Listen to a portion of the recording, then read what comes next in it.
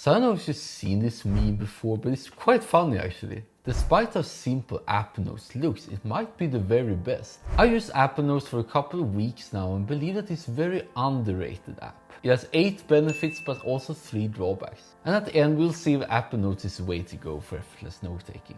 Now it makes sense that especially on iPhones, Apple Notes will be the easiest one to access, right? And yes, aside from just creating notes on the app, you can even access Apple Notes via the control center. You can set it to either create a new note or go to the latest note. You don't even need to exit the app in order to do that, thanks to the iOS 16 update called Quick Switcher. And even via Siri you can create some notes too. On the home screen you can access your notes through the widget. You might think, and I certainly thought that too, that Apple Notes is for Apple devices only.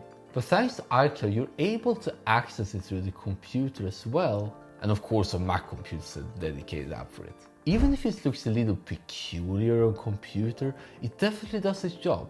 It reminds me of Evernote in a way that you got notes on the left and the active note on the right. This way you can easily switch between those. Not sure if you can do the same on Androids instead of pasting the link, so if you're an Android user you might consider other apps instead. But if you're looking for a very fast note-taking app, Apple Notes is the app. Whether you have internet or not, you can be sure that your notes is right there where you left off. And with iCloud, syncing also happens very fast. There are 4 main ways to retrieve each note: search, favorites, linking, and timeline, just scrolling down and find the latest ones. And while we'll discuss linking in a moment, Apple Notes is very good for the other 3. It has a very fast search that shows you directly what each keyword is. You can also pin notes, favorite notes that you go back to again and again, so you don't need to scroll down all the time. And you're also able to see your last edited notes. Also, there's this very cool find and replace feature that is also very new with the update, that you can use to search within the notes. My notes tend to be very long actually, so having this feature makes it a whole lot easier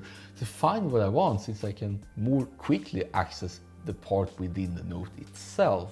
This is something many note-taking apps don't include, but it can be highly valuable. You have the same password or Touch ID or Face ID you use to open up the phone anyway. You can access your locked notes. Now it might come as a surprise consider how lightweight this app is, but through the latest updates you can collaborate with other people. You can even see an activity log where you can track changes. This feature is very useful when you're sending and receiving the letters. Via the camera you can import what you send in, just that. You cannot search within the pictures as with Evernote Premium, but still, the sheer ease makes it more likely that you actually do it, which might be very beneficial. It might be very obvious, but I thought it would be worth mentioning actually. Especially when there are other note-taking apps that cost in the different ways. Apple doesn't need to make money out of this.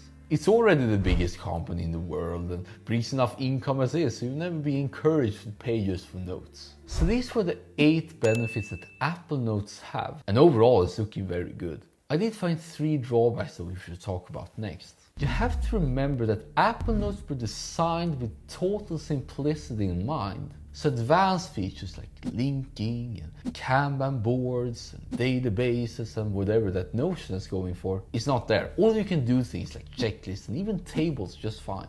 So if you're more of a linking person, want to draw connection between different notes in order to get the associations going, other apps are more suited for it. When it comes to formatting, Apple's got the basics like for instance bolding, italics, underlines, strike-throughs, headings, etc. Although no highlights. But it's a little bit harder to change formatting. What do I mean by that? Compared to other apps, you have to click the option and then change the formatting and then go back and then edit the text. So there are many different tabs there. It's not as easy as just keeping the options there all at once so you can just tap when needed. I know it sounds somewhat silly, but if you just want to be the fastest in whatever you do, you have to pay attention for these tiny micro actions that might repeat themselves endlessly and you might not need.